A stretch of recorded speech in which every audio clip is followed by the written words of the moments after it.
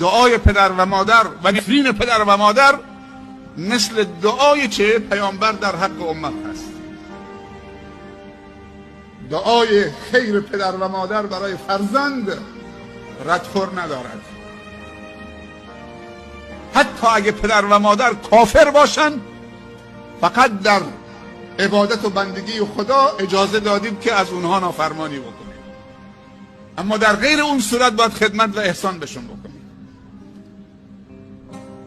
گفتم از رحمت خدا به دور باد کسی که والدینش یا یکی از پدر از والدینش در حیات باشه نتونه خدمتشون بکنه که رضایتشون رو جلب بکنه، با نارضایتی از دنیا برن.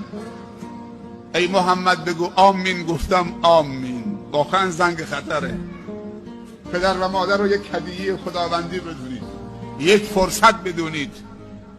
با هیچ چیزی نمیشه عوض کرد پدر و مادر.